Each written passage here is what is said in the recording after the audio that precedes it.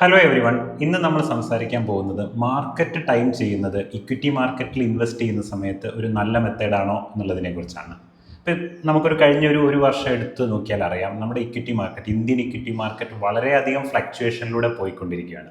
അപ്പോൾ പലർക്കും ഉള്ള ഒരു സംശയം എന്ന് പറയുന്നത്, ഇങ്ങനെയുള്ള ഒരു ഫ്ലക്ച്വേഷനിലേക്ക് പോയിക്കൊണ്ടിരിക്കുമ്പം മാർക്കറ്റ് ടൈം ചെയ്യുന്നത് ഒരു ബെറ്റർ മെത്തേഡ് അല്ലേ rather than investing in A frequent interval എന്നുള്ളൊരു സംശയം വരാറുണ്ട്.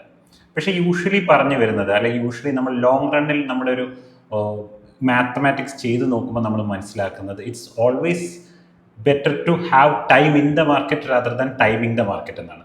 അതായത് നമ്മൾ മാർക്കറ്റ് ടൈം ചെയ്യാൻ ശ്രമിക്കുന്നത് എന്ന് പറയുന്നത് അതിൻ്റെ എഫേർട്ട് വളരെ കൂടുതലാണ്. അതുപോലെ തന്നെ ആ എഫേർട്ടിന് ഒത്തുള്ള ഒരു റിട്ടേൺ കിട്ടിക്കോളണമെന്നുമില്ല. കാരണം മാർക്കറ്റ് ടൈം ചെയ്യുക എന്ന് പറയുന്നത് ഇറ്റ്സ് വെരി ഡിഫിക്കൽട്ട്.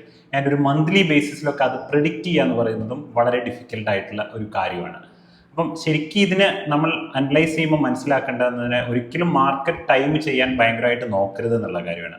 അതായത് ക്യാഷ് പൊസിഷൻ എടുത്തിട്ട് കുറേ വെക്കാതിരിക്കുക, മാർക്കറ്റിലേക്ക് ഫ്രീക്വൻറ്റ് ഇൻ്റർവെല്ലിൽ ഇൻവെസ്റ്റ് ചെയ്യുക. അതിനുള്ള ബെസ്റ്റ് മെത്തേഡ് എന്ന് പറയുന്നത് സിസ്റ്റമാറ്റിക് ഇൻവെസ്റ്റ്മെൻറ്റ് പ്ലാൻ തന്നെയാണ്. അതായത് SIP മെത്തേഡ്. മന്ത്ലി ആയിട്ട് ഒരു ഫിക്സഡ് ഡേറ്റിൽ നിങ്ങൾ ഇൻവെസ്റ്റ് ചെയ്തുകൊണ്ടിരിക്കുക.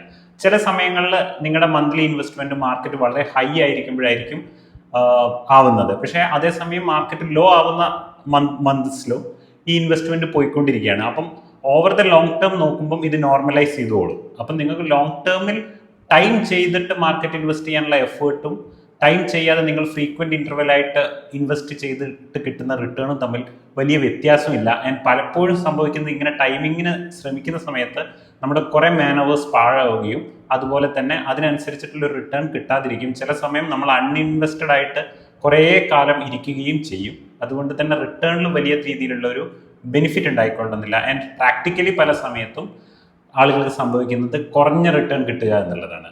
So it's always better to have more time in the market than time in the market. Thank you.